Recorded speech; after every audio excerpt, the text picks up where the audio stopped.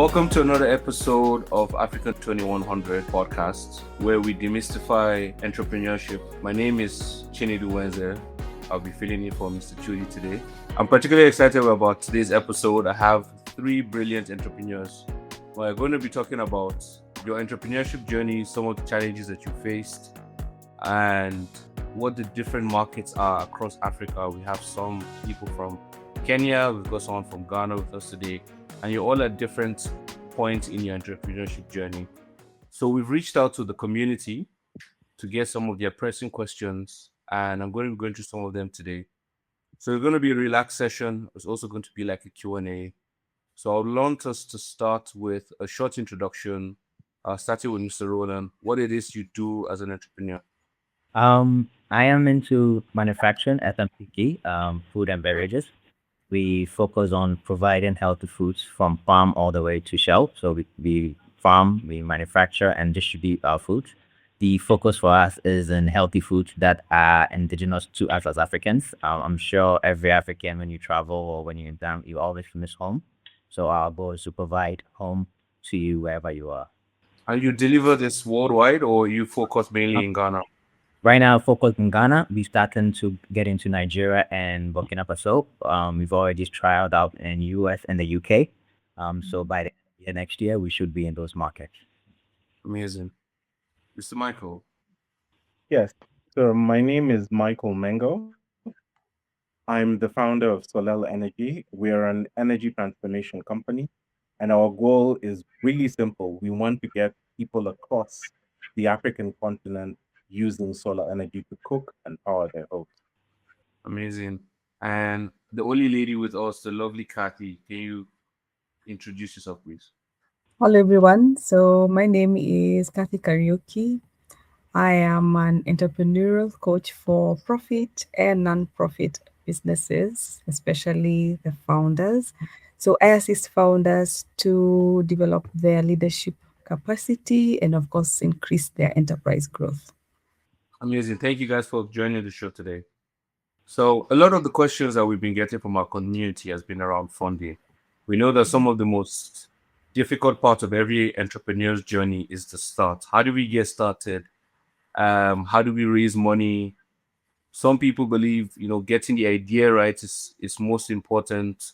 Others believe, get funding. So Roland, what school of thought are you? Were you, get the idea and the structure, or go out and find the right partner and funding? For me, what I believe in is in bootstrapping. And bootstrapping so you can actually have family and friends help you in the beginning, but bootstrap so you get traction. You want to be able to understand what you are doing, understand the market, because Africa is not a market you can go and read on paper, or other schools have written about it, or the school locally have written so much about it. You need to discover, you need to understand how it works. You need to understand your sourcing, your distribution, your processes, or else you will go take someone's money and you will be playing games with it. So I genuinely believe in Africa, you need to have traction before you go and raise outside funding, or even going for loans, because loans here are quite expensive as well.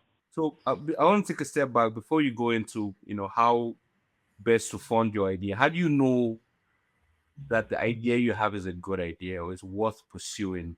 When the market in Africa, I believe, even in Ghana, the market will react to you. I have entered in a few businesses, and if the ones that actually work, you see the market reacting, either buying your product or the consumers giving you feedback or asking for a certain type of delivery for your product. So the market one will show you if there's something that's worth it. Another thing too is you need to look at your margin. If the margin doesn't work, then you're in the wrong market.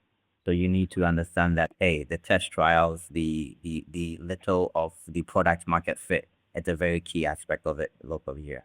Okay, so if I hear you correctly, you want to move to market with your idea and test it out first, ensure that there's a market fit before you get money involved.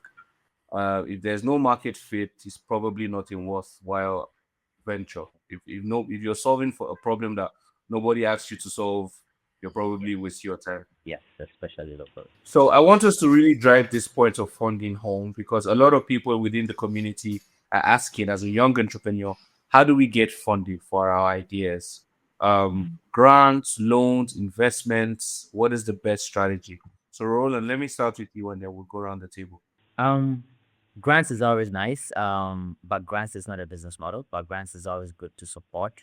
To raise in my industry, FMCG, it's important for you to have some sort of traction. Traction that necessarily didn't just mean revenue. It could be distribution expansion. It could be uptakes agreements. It could be product that are already moving in shelves with interest. You need to be able to prove the product market fit and also prove your distribution channels that are consistent and working. So loans in Africa are quite expensive as well. In Ghana, for instance, regular bank loans are about 23%, 23 32% interest rate. Fundraising equity too. Equity is a nice thing if you are able to have a network and you're able to raise. But it's usually easier if you have traction and let investors see that, okay, this is a business that is already moving and is already doing what it needs to do. Because food is very subjective. If people love something, they will buy consistently. And if you prove that your product is something people will buy, the next thing is to invest in your distribution, invest in your market. So when an investor sees that there's an adaptation of your product, then investing in your distribution and your marketing is the next stage. So friends and family is always a good bootstrap beginning. There are platforms that you can find investors that are in the industry, whatever industry, even FMCG, if it's tech, you need to be able to finance it. And if you're in a community, your community can also direct you to other ways to raising funds from, even if it's from grant and loans. There are certain banks that are giving programs that are semi grantish through the MasterCard Foundation. So it's about doing the research and looking in as you're building, but make sure you have some sort of traction. Cathy, can I get your take on this? I think for someone who's already starting, one of the things is also to look around and see what accelerator programs are actually being offered. These ones enable you to get insights on who the investors actually are, and it also gives you a group of either mentors or even partners who are being involved in the particular accelerator program. This one's always there. Then, of course, other than just looking at the way Roland has mentioned, but my grants may not take you much. 1, 2, you might not even be ready for it.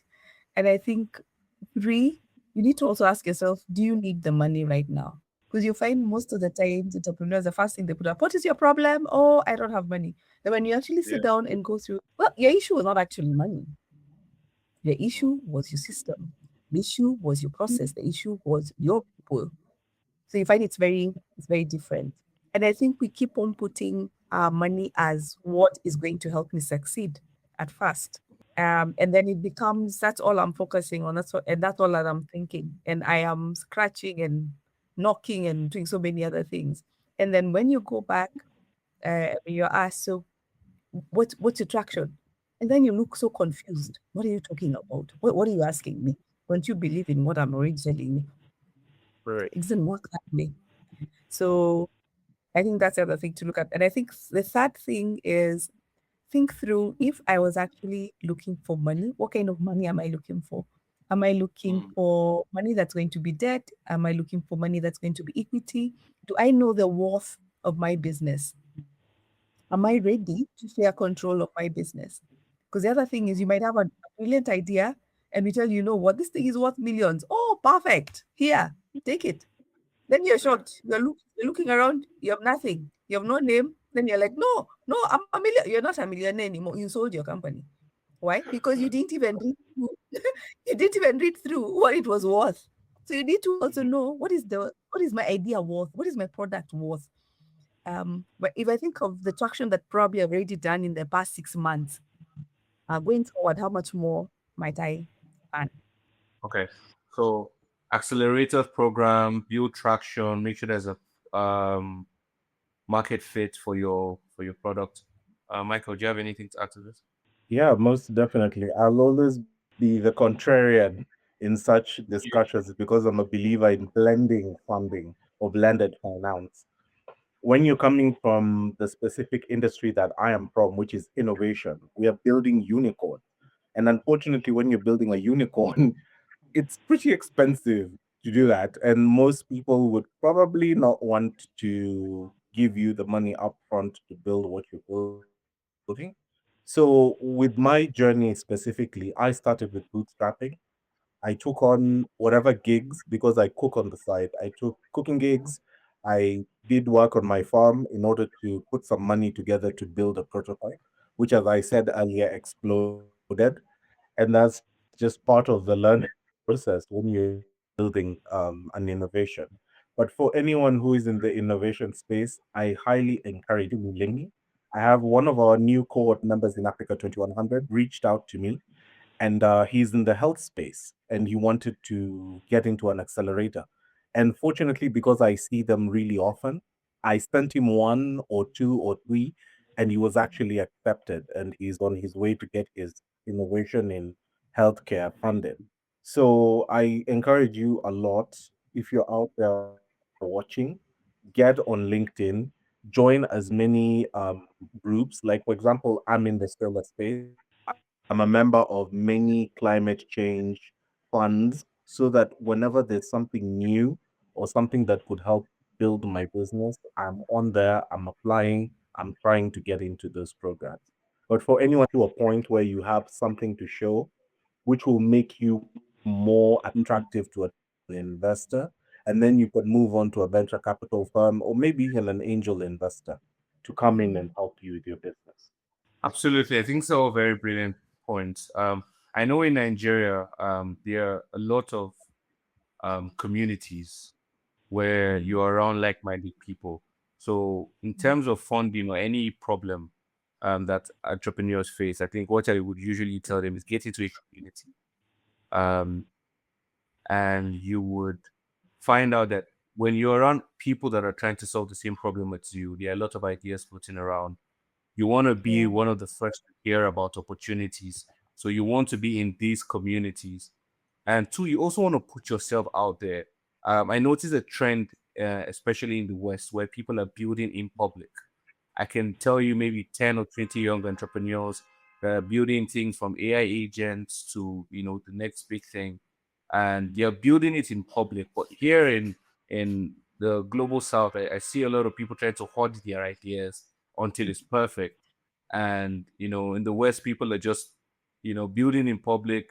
You never know who might see your idea and resonate with it. Oh, I like this, opportunities come from everywhere, I'd say. So that's one of the advice I would give young people. But speaking about African 2100 cohorts, someone asked specifically about NGOs, and I realized a lot of what we've said has been more around SMEs and tech. So they wanted to know what the inner workings of an NGO was like and how also you would raise funds. I think, Kathy, you'd be the best person to answer this. So, in my experience, helping the NGOs, what I've seen is they have been getting their funding through of the grants, which come now through their programs. But now the challenge comes when the grant doesn't come or the grant period is over. Then now the NGO is stuck. So their focus now becomes more on we are scrambling looking for money.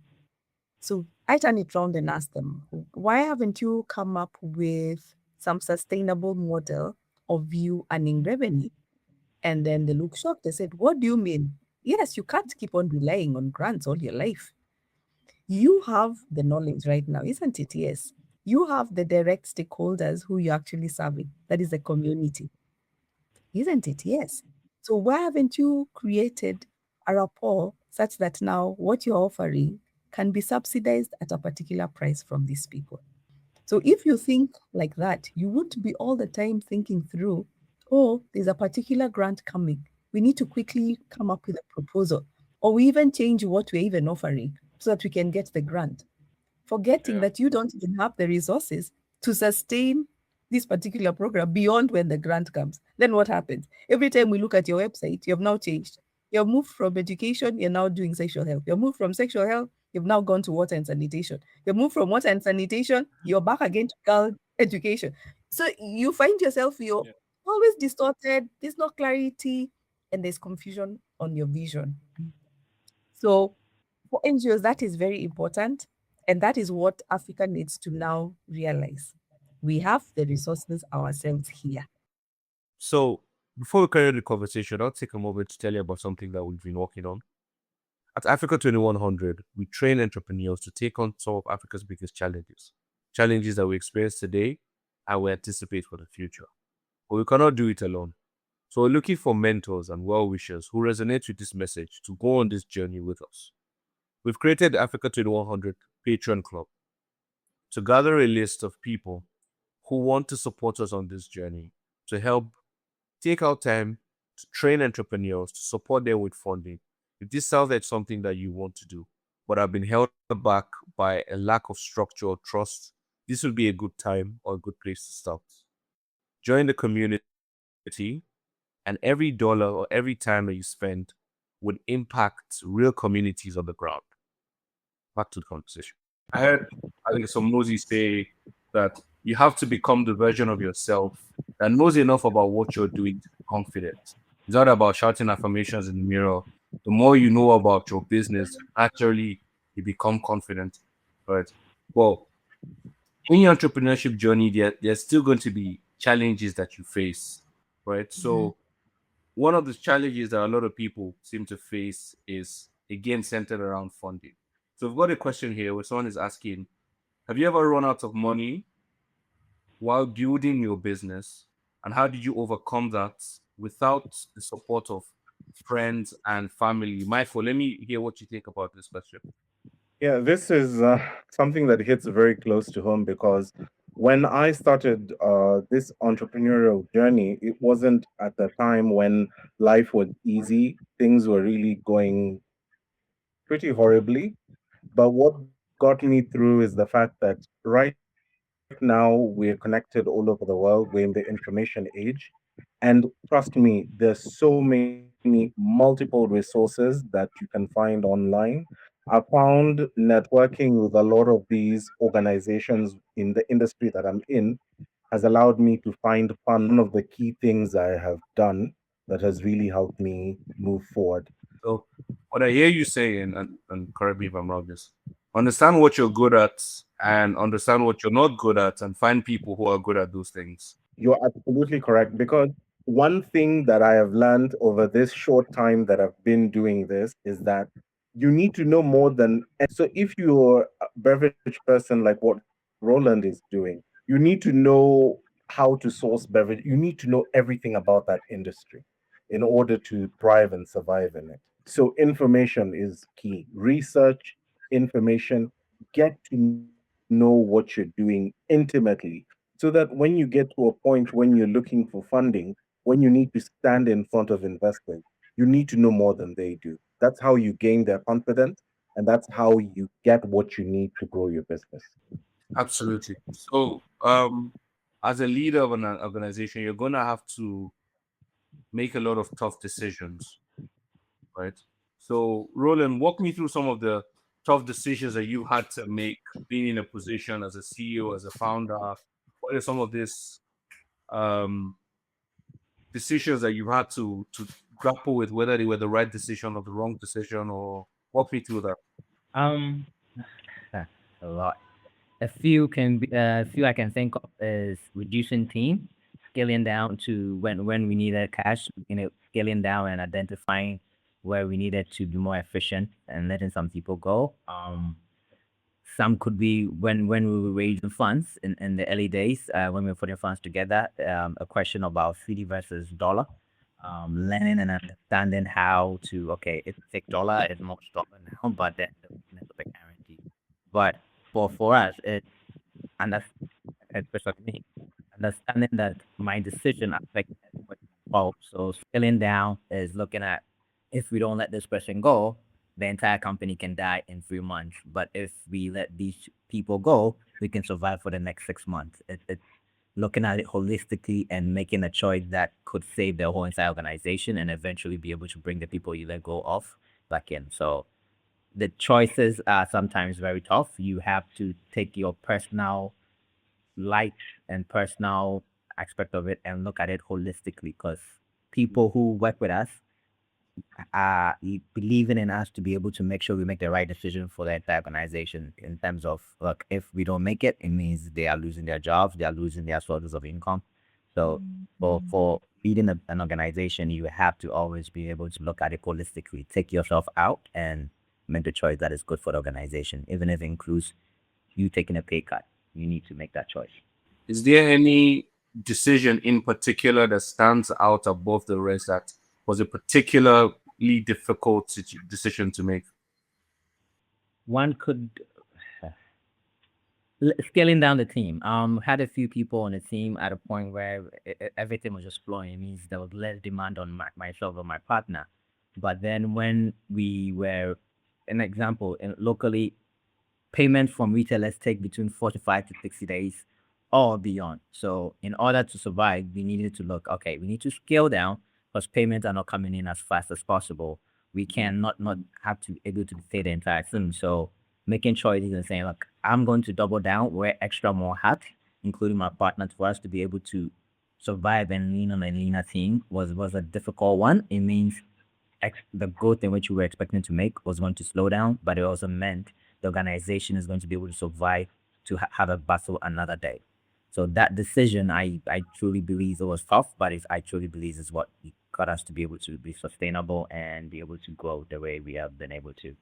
I think this is a particular story that every entrepreneur can relate to. There's always that moment where you feel like, we're at a crossroads. If we can either make the right decision that might be difficult and leave to fight another day, or pack up and go. And I feel like every entrepreneur knows that near collapse struggle. So apart from tough decisions, are there any other, traits or any other approaches for an entrepreneur to take when they are close to that, or they feel like they're in that moment where I need to do something right now, or my business is going to collapse? How do entrepreneurs approach that situation? From my perspective, pick up your phone and miss calls. Look at your network. Ask questions from people who've done it before. For me, I was making calls, trying to find out from every entrepreneur, my mentors to my peers to even people who literally just started. I feel having a network of other entrepreneurs who've either been through it or seen other perspectives always helps. You can't make certain decisions in isolation. You need to have conversations. You need to call people. You need to understand, okay, in this position, what would you do? Can I bounce for something off you? It usually helps in terms of clarity and understanding that, okay, this is not, it's a cycle. It's not necessarily the death of it. It's a cycle, and someone will give you a perspective from another industry that just opens your eyes and you say, okay, I can cut this budget off by going for this type of basa deal. And those are the conversations that every entrepreneur needs to tap into their network. Cathy, do you want to make a point? Do you want to drop something to that? I think as an entrepreneur is being able to realize this failed, step back and ask, why did it fail? What would I have done better? Can I improve on it? Because probably I need to improve on either a system, a process, the product, and then using the networks, rebuild again. I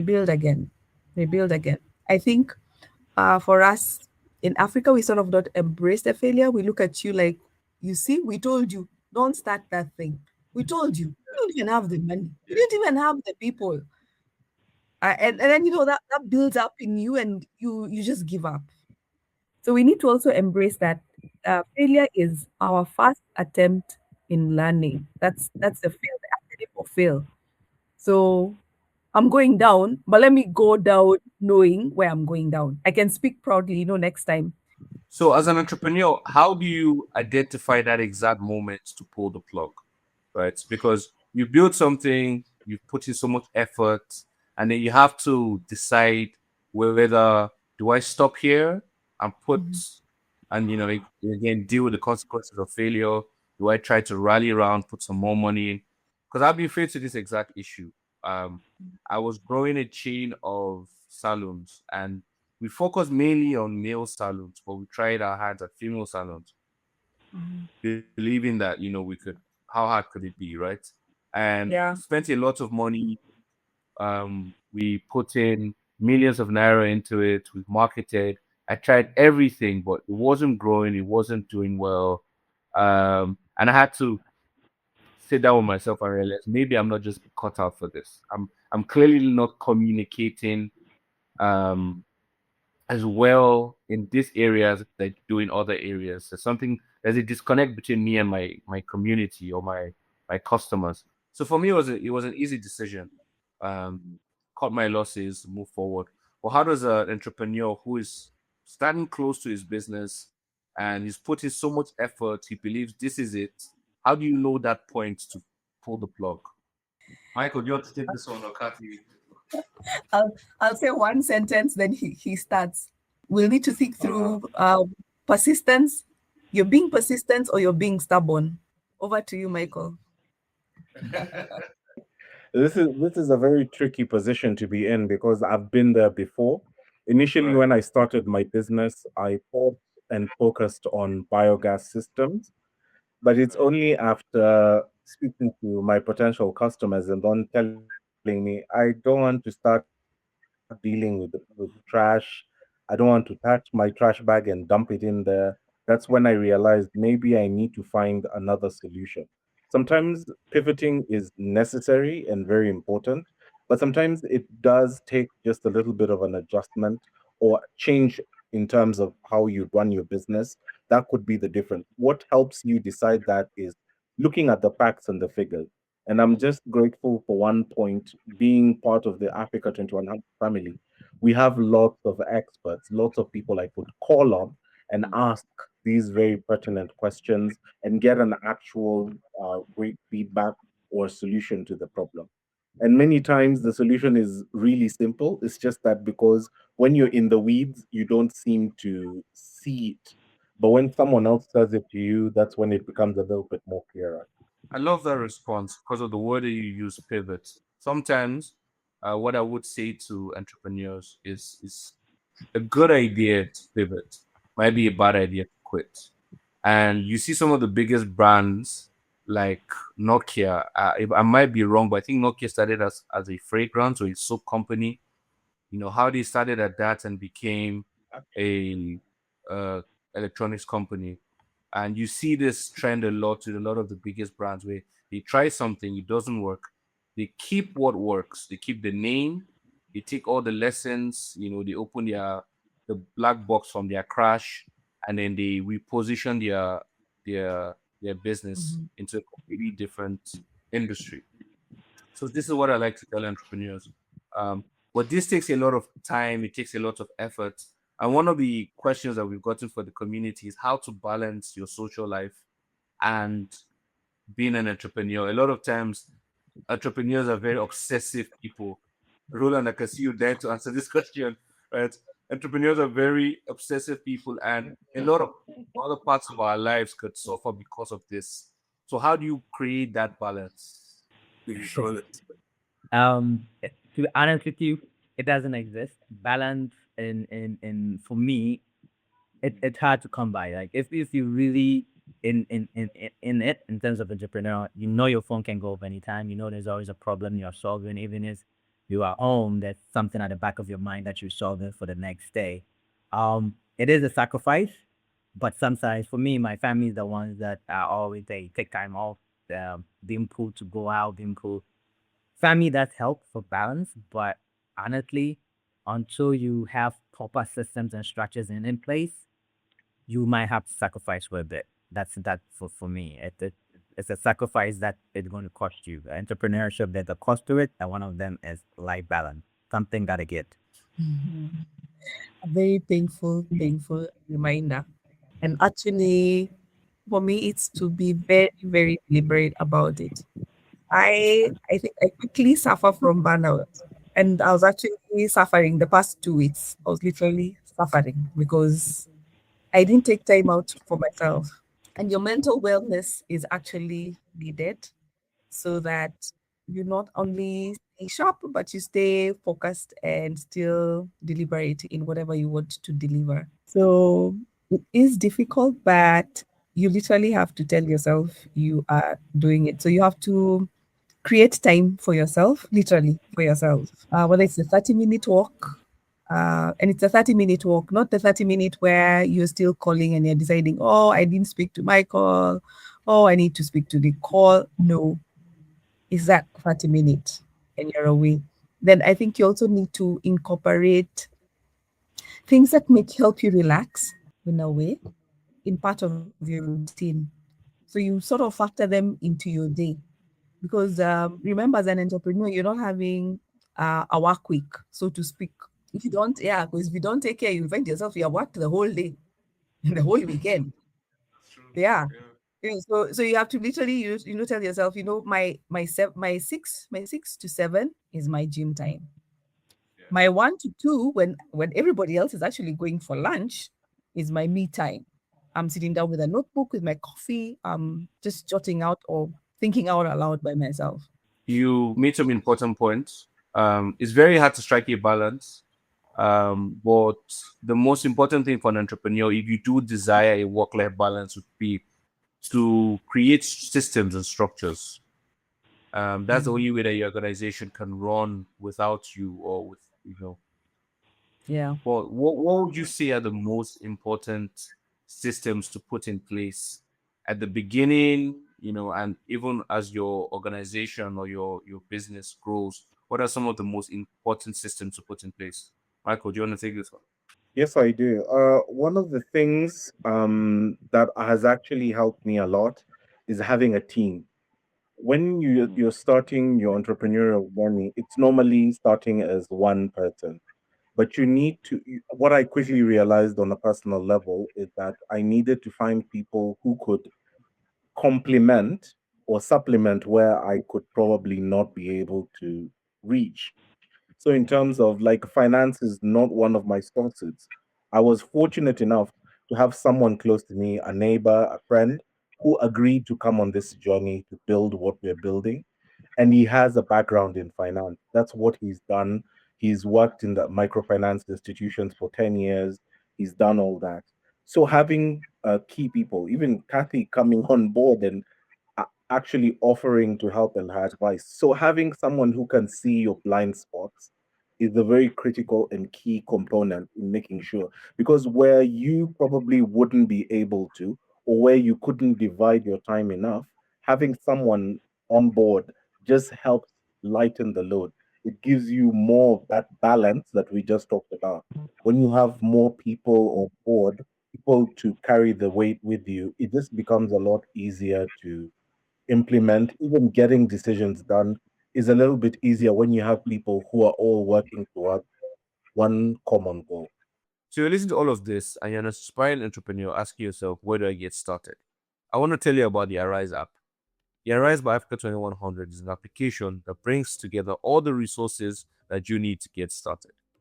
Everything from the challenges that you're going to face in the future, how to structure your business, and how ways to get a mentor. So look for the Arise app on the Play Store. I'll see you on the other side. So when you have people, as you said, when you have a team or a co-founder, one of the things that entrepreneurs quickly find is sometimes you might have different ideas or different Yep. suggestions or recommendation on how to move company forward, right? And some people are torn between mainly two lines. One could be a profitability line, and one could be a mission line. How do we stay true to our mission? How do you balance when you've had this structure, when you've had this team? How do you balance between these two paths? Something I learned earlier on is as young entrepreneurs, a lot of we don't look at corporate governance at the early stage. My first business in Ghana, partners, we all came together, 5 of us, we built a platform, we're growing, and we got to a final, it was, as you said, mission versus profitability. The split where due to lack of corporate governance and lack of understanding how the goals and things we're going to, it literally just split us in the board room. And it affects the growth of the company where even I had to work out to say, okay, go this way and that.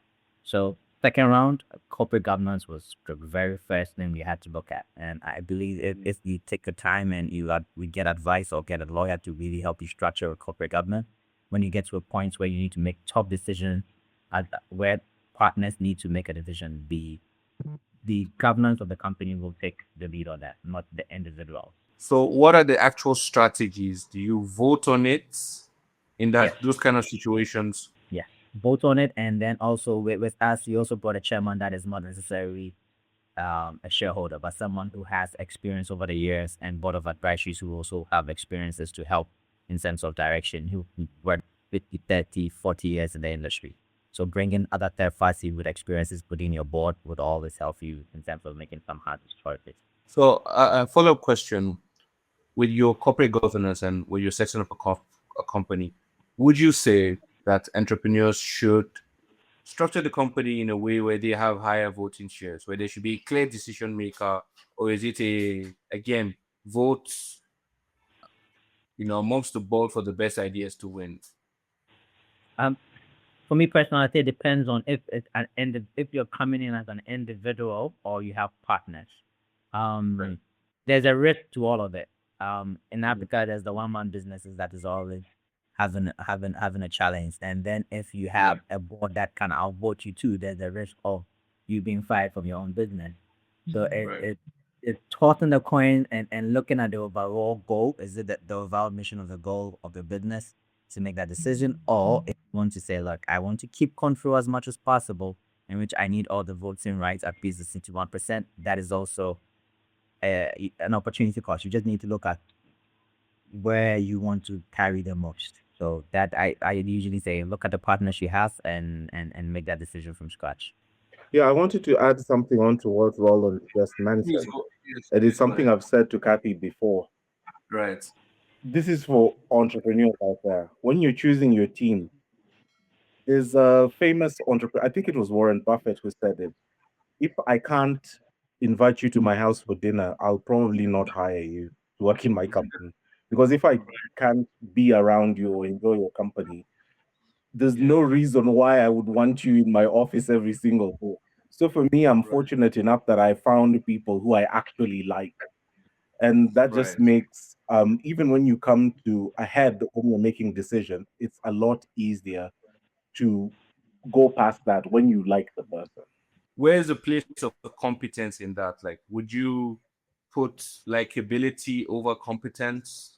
So, say you got somebody who was very good at their job, No, but but I think it should be likable. it should be both.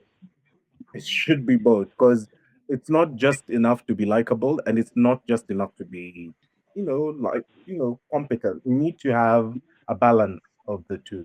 Amazing. What I was gonna say is, for me, I feel like when I'm starting an organization, at the very beginning, for sake of speed, I like to have the say. I want to be able to say this is the direction we're going in, whether I'm right or I'm wrong. We'll find out along the line, but we cannot spend too much time discussing and not making progress. But the second that you want to have a say, you have to bring something to the table, right? It's either you're bringing a lot of expertise in a particular area or you're bringing money, right? You can have a seat on my table when you bring money, right? I'll listen to what you have to say, right? So I guess when investors start to come in, there's a lot more structuring that goes into play, and something that entrepreneurs need to do a lot of research before they make and build decisions. But final question: someone says, what are some of the fears that successful entrepreneurs still struggle with even after being successful? I think is who am I leaving the business for? Who am I leaving it to? It's a question that most entrepreneurs decide they're not going to answer right now because you feel like you're jinxing your life, you're jinxing your business. Yet it's an answer that needs to be answered, and by you when you're still alive. So we need to build businesses that not only are sustainable in terms of what they are doing and growing, but we need to build businesses that are legacy built. You see, it's very interesting how we reflect on American businesses, which are 100 years old, 180, 200 years old. But it's so difficult for us to actually name an African entrepreneur who has left for us a business. I mean, beyond where we are right now. We need to sit down and take a critical question and ask. Just when you've mentioned as per your last question right now, what you're discussing, who am I having around me? And how do I want this business to be like in the future, 20 years from now? And this 20 years from now starts from when you start. Was this the other mistake now as the entrepreneur? You want to sit in the business until you're 85, 95, almost dropping. Well, you're no longer coherent in even helping us make any business decision. But you keep on reminding the team around you, I started this business. I founded the business. What do you need to come? That's not what we're looking for. That's Right. what we're looking for, yeah. We need to know, okay, how else can the business help the consumer in the next Right. 20 years? The consumer who is going to be 40 years, 80 years later. I think Yeah. you've raised a very important problem that we face in Africa, where it's touching on both legacy and continuity. We Yes. see this even in some of our heads of states in Africa, where people get in and don't want to leave office. We see family business where people have insisted that the leadership of the family stays within the family. I started this business. I want my son to take over. So it's very we approach this problem in a way that hasn't been very successful, as you've pointed out. We haven't seen a lot of businesses transcend 2, 3 generations. Yeah. So um Michael, what would be a more, I guess, sustainable way to look at this problem? Okay, just from my observations, because I've lived around people who are not necessarily African, they come from different ethnic backgrounds. And what I've noticed that we as Africans don't do is that we don't mentor our kids or our offspring. It wouldn't necessarily be an adopted child, whatever. We don't mentor them and teach them what they need to know about the business, which is why so many businesses that could potentially be a legacy business don't grow to that level, because you knew everything about it. You hoarded all the information to yourself and you didn't share it with the people who needed the information to actually continue and grow the business further. So this issue is something I thought about it in my own business, and I from the inception I felt that my business was something I would grow maybe 5 years and then take a step back and do something else, maybe have a buyout. So this is some of the questions I think entrepreneurs should always ask themselves. Am I growing this business to become a little bit wealthy, go off and do something else like what I want to do? Because philanthropy is one of my passions, and I can only do that when my pockets are also looking really good. So it's a conundrum that we face. We need to figure that out when we're starting a business. But continuity is it's a challenge. When I look at companies like those in Japan that have been around since the 1600s, I ask myself, what are they doing that has helped them grow so far? And one of the things I noted about them is passing on the knowledge of how to run the business and pivoting. One started by making swords for the samurai. When the samurai were abolished in most of Edo, which is current day Tokyo, when they were abolished, they moved on to construction, and then from there they started making lighting equipment. So continuity has to take um, its own form, and it's up to the entrepreneur to look at what's going on, look at the world around them, and think, am I really building or creating a solution that actually solves a problem for my consumer? That's the only way these companies have survived as long as they have.